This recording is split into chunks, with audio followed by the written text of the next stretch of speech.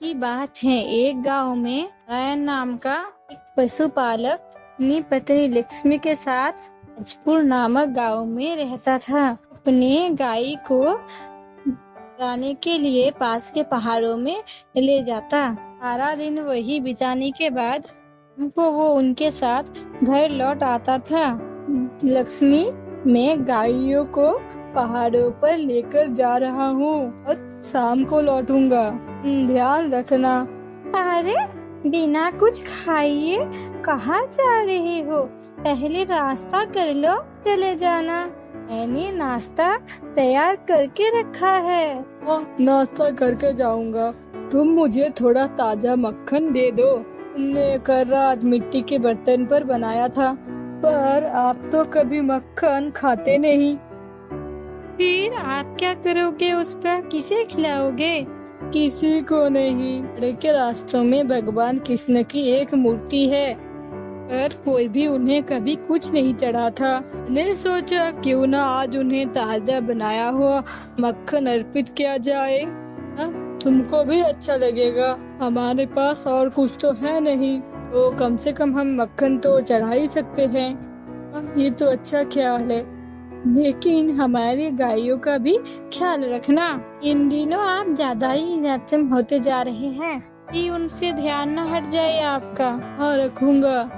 नारायण अपने पत्नी से नाश्ता और मक्खन साथ लेकर घर से निकल पड़ा।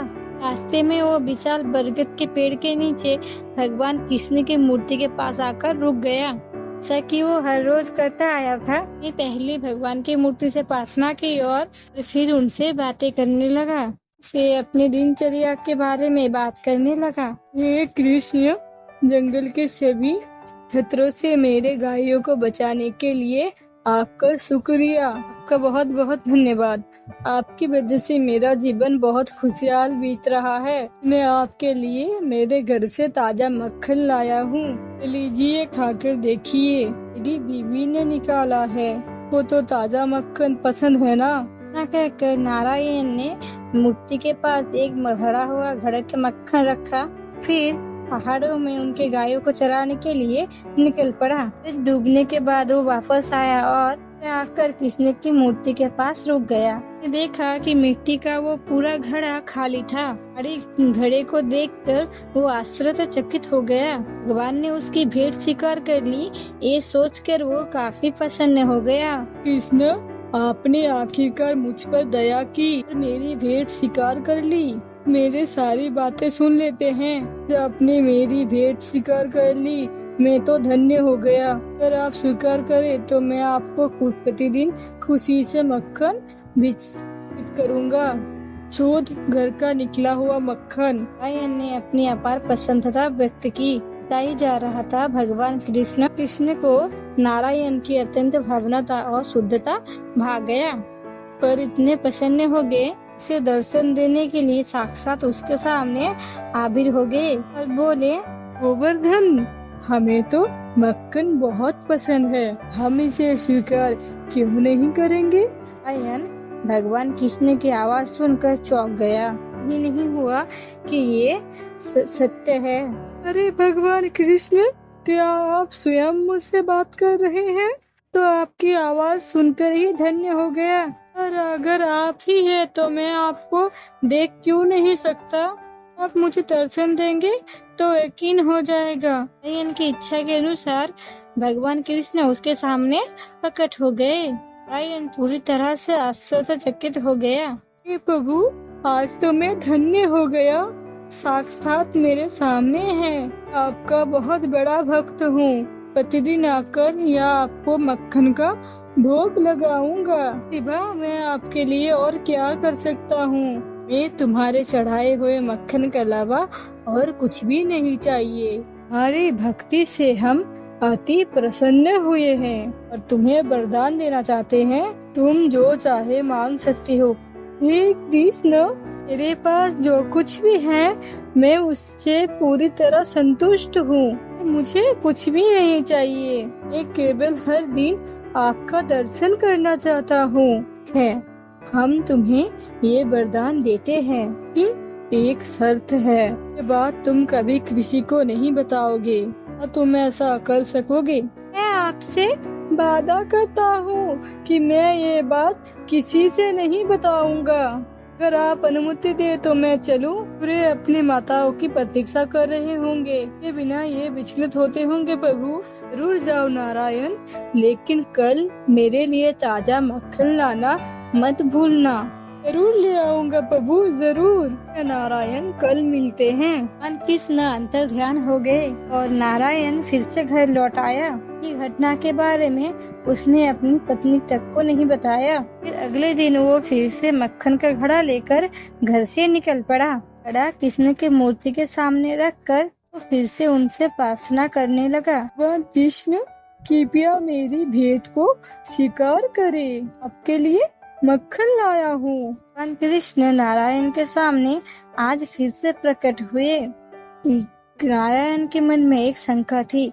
उसने भगवान कृष्ण से पूछ ही लिया, प्रभु एक बात बताइए, हम सबके लिए हमेशा हाजिर हैं और अपने सभी भक्तों का ध्यान रखते हैं, लेकिन आप कभी एक शब्द नहीं बोलते और समय खड़े रहते हैं। आप थक जाते होंगे ना, तो कभी कभी आराम भी कर लेना चाहिए। ठीक कहा ना प्रभु। नारायण तुम पृथ्वी लोक के मनुष्य भी अजीब होते हो।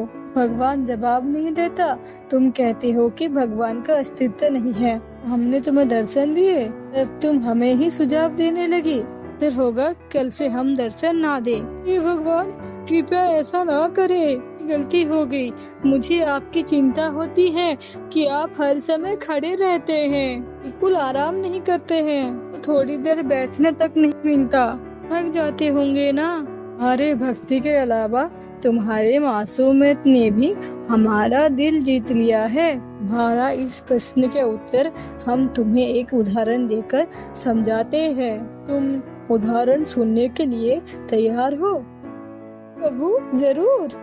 स्थान पर हम प्रतिदिन विभिन्न प्रकारों के भक्त को देखते हैं। चाहते हैं कि आज तुम भी यहाँ रुककर सभी भक्तों को देखो, लेकिन एक शर्त पर, तुम उन्हें हमारी उपस्थिति के बारे में नहीं बताओगे, किसी भी बात की कोई प्रतिक्रिया नहीं दोगे, सिर्फ चुपचाप देखते रहोगे। हो रहा है? फिर प्रभु अगर मैं सारा दिन नहीं खड़ा रहा तो मेरी गायों का क्या होगा? का ध्यान कौन रखेगा? करेंगे तुम्हारी गायों का देखभाल, इसकी चिंता तुम मत करो। पेड़ के पीछे चले जाओ। कहकर भगवान कृष्ण अंतर ध्यान हो गए। नारायण पेड़ के पीछे जाकर इंतजार करने लगा। सोच रहा था कि भगवान कृष्ण उसकी शंका को कैसे दूर करेंगे। कुछ देर बाद एक व्यापारी पैसों की भरी हुई थैली लेकर वहाँ पर आया। प्रभु आपका बहुत खुश हूँ मैं आपसे कि आपने मुझे इतना बड़ा वरदान दिया। आज मेरे प्रभु का अंतर भी मुझे समझ आ रहा है। ने पैसे की उस थैली को मूर्ति के सामने रखा, प्रार्थना करने लगा। इन पेड़ के पीछे खड़े होकर ये सब देख रहा था। सर्वशक्तिमान प्रभु, मैंने अभी अभी मेरा नया कारोबार शुरू किया है, मैं उस पर अच्छे अच्छे मुनाफा का आशीर्वाद दे। मैं अपनी प्रार्थना पूरी की और अनजाने ही बिना पैसों की थैली उठाई वहाँ से चला गया। ने सारा माजरा देख रहा था। ये भी देखा कि वो व्यापारी पैसों की थैली वहाँ पर ही भूल गया था। वो व्यापारी तो उसका पैसे का थैली यहीं पर भूल कर चला गया। उसे याद भी दिला नहीं सकता, क्योंकि मैं कृष्ण की किसी भी बात पर प्रतिक्रिया न करने की कर चुका हूँ। उसी ही देर बाद एक गरीब आदमी आकर मूर्ति के सामने खड़ा हो गया। भगवान कृष्ण से प्रार्थना करने लगा। मैं बहुत गरीब हूँ, मेरे परिवार के पास खाने के लिए कुछ भी नहीं है और हम कई दिनों से भूखे हैं। यहाँ आपकी शरण में आया हूँ क्योंकि आप लोगों के उद्धार करते हैं। कोई ऐसा मार्ग दिखाओ मैं अपने परिवार का भरण पोषण कर सकूं। से उस गरीब आदमी ने भगवान से मदद करने की प्रार्थना की। भगवान कृष्ण की मूर्ति के पास पैसे की एक थैली दिखाई दी। वो खुश हो गया और बोला, हे भगवान, आपने इतने जल्दी मेरी इच्छा पूरी कर दी। मैं इन पैसों से अपना परिवार का भरण पोषण कर सकता हूँ। आप बहुत दयालु हैं प्रभु। आदमी पैसे की थैली लेकर वहाँ से खुश होकर निकल गया। फौरन बाद आया और एक भर्थुराम जो कि एक सपेरा था प्रार्थना करने लगा। मेरे प्रिय कृष्ण, मैं सांपों को पकड़ने में और लोगों के जान बचाने में खुश हूँ, लेकिन मुझे कभी कभी डर लगता है। मेरे जीवन का कोई भरोसा नहीं है। मेरे परिवार में कमाने वाला और कोई भी नहीं है, इसलिए मैं आपसे प्रार्थना करता हूँ, मुझे हर खतरे से बचाए रखे। मेरी आपसे प्रार्थना है। नारायण भी ये सारा माजरा देख रहा था। वो व्यापारी अपने सुरक्षित कर्मियों के साथ पैसों की थैली लेने वापस आया। उसने देखा कि पैसों की भरी हुई थैली वो गायब है। कालियाराम वहीं बैठकर प्रार्थना कर रहा है। इसके लिए सफेरों को ही दोषी मान लिया। ये क्या, मैं पैसों की थैली तो यहीं पर भूल कर गया था, वो दिखाई नहीं दे रही, और इसी आदमी ने वो थैली चुराकर उसमें से पैसे ले लिए होंगे। सुरक्षित कर्मियों ने कालियाराम को पकड़ लिया। नहीं, मैंने ये नहीं किया, मेरी बात मानो, मैं निर्दोष हूँ। आया तब यहाँ पर पैसे नहीं थे। क्या कहा कि थैली ही नहीं थी? कुछ देर पहले थैली यहीं पर भूलकर चला गया था, पर तुम्हारे अलावा कोई आता जाता दिखाई नहीं दिया। झूठ बोल रहे हो, बताओ पैसे कहाँ छुपाए? मैंने सचमुच पैसों की भरी हुई कोई थैली नहीं देखी है। निर्दोष हूँ, मुझे छोड़ दो। कालियाराम उनसे छोड़ देने की विनती करता रहा। नारायण को कालिया के लिए बहुत बुरा लग रहा था। भगवान, ये लोग तो बेवजह एक निर्दोष आदमी को फंसा रहे हैं। ये थैली तो उस गरीब आदमी ने ले लिया है। प्रभु तो सब कुछ जानते हैं, अब उसे नहीं बचाएंगे तो मैं सब कुछ जाकर बता दूंगा। लेकिन भगवान कृष्ण ने कोई भी उत्तर नहीं दिया। देखकर नारायण ने भगवान कृष्ण के दिया हुआ वादा तोड़ दिया। उनके सामने आकर उन लोगों से सारी सच्चाई बयान कर दी। अभी इस आदमी को छोड़ दो, इसने पैसे नहीं लिए हैं, दोष है।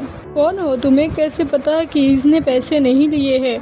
मैं नारायण हूँ, एक पशुपालक हूँ। ने एक गरीब आदमी को यहाँ से पैसों की थैली लेते हुए देखा है। वो कुछ ही देर पहले उस दिशा में गया है। करोगे तो रास्ते में ही मिल जाएगा। कह रहे हो, चलो हमें उसे अभी ढूंढना होगा। कर्मियों ने उस गरीब आदमी को ढूंढ लिया और उसे पकड़कर उससे सारे पैसे वापस ले लिए। उसने निर्दोष कालियाराम को छोड़ दिया। कालिया उसका आभार व्यक्त करके वहाँ से चला गया। निर्दोष आदमी को इंसाफ दिलाकर नारायण बहुत खुश था।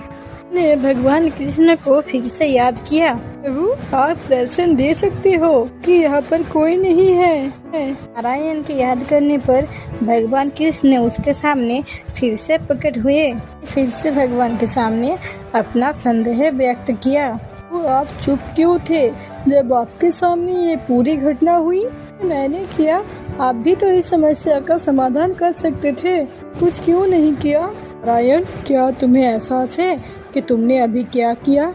एक निर्दोष आदमी को बचाया कि मैंने सब कुछ देखा है। पता थी कि पैसे की थैली उस गरीब आदमी ने ले ली थी कि निर्दोष कालियाराम को ऐसी अपराध की सजा मिलती। मैंने किया ही नहीं, इसलिए मैंने आपकी शर्त तोड़ दी और निर्दोष आदमी को बचाने के लिए सच कहा। लगता है कि तुमने कालियाराम को बचाया, लेकिन वास्तव में तुम ही उसका मृत्यु का कारण बन रहे हो। तो कैसे? भगवान, क्या मैं उसकी मौत के लिए जिम्मेदार हूँ? ऐसे कुछ समझ में नहीं आया प्रभु। नारायण, हम जो भी कर्म करते हैं एक दूसरे से जुड़े हुए होते हैं। ये सिर्फ अपने कर्म करते रहना है, लेकिन जो हो रहा है उसके खिलाफ जाने की कोशिश कभी नहीं करना चाहिए। इससे आपदा ही आएगी। ये मैंने तुम्हें दर्शन बने रहने के लिए कहा था कि भी चीज का जवाब देने के लिए नहीं कहा था। भगवान, इसमें मेरी गलती मुझे समझ नहीं आई, क्या मेरा मार्गदर्शन करें? पता हूँ। सबसे पहली बात ये है, कालियाराम कुछ समय पहले ही निधन हुआ है। तो कालियाराम की मृत्यु हो गई है? हाँ, ये तुम्हारी गलती के कारण हुआ है। तुमने उसे जेल जाने दिया होता, वो सांप को पकड़ने नहीं जाता, बच जाता।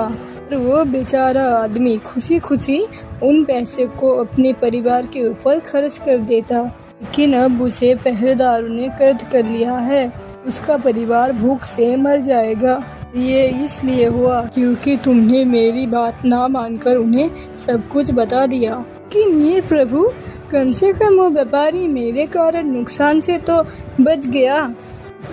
सही कह रहे हो, पर ये भी तो सच है, अगर उस व्यापारी ने अपनी पैसों की थैली खो दी होती, लेकिन उस नुकसान का उस पर ज्यादा असर नहीं होता। किन उस गरीब आदमी को उन पैसों से फायदा होता, साथ ही कालियाराम जेल में रहकर बच जाता, प्राण ना खोता। आपने जो कहा वो बिल्कुल सच है कन्हैया, बहुत बड़ी गलती हो गई, मुझे आपकी इरादों का पता नहीं चला। तो सभी के प्रभु हैं, के कर्मों का हिसाब रखते हैं। कि आप शांत रहे, क्योंकि नियति में जो लिखा है वही होना चाहिए। आप ही हैं जो हमारे भाग्य का फैसला करते हैं, लेकिन मैं आपकी मनसा का नहीं समझ सका। कृपया मुझे क्षमा कर दीजिए प्रभु, मुझसे बहुत बड़ी गलती हो गई। बहुत बड़ी गलती तुम्हारी नहीं है नारायण, ये होना तो पहले से ही तय था। ये परिणाम के बारे में मत सोचो, अपना कर्तव्य करो, उसका फल देना भगवान के हाथों में छोड़ दो। कहकर भगवान कृष्ण फिर से अंतर्ध्यान हो गए। नारायण अपनी मिट्टी का घड़ा लेकर फिर से अपने घर लौट आया, इस घटना को भूल गया। ये कहानी आपको पसंद आई तो इसे लाइक करें, शेयर करें। अधिक नई कहानी के लिए हमारी कार्टून स्टोरी को चैनल को सब्सक्राइब करें।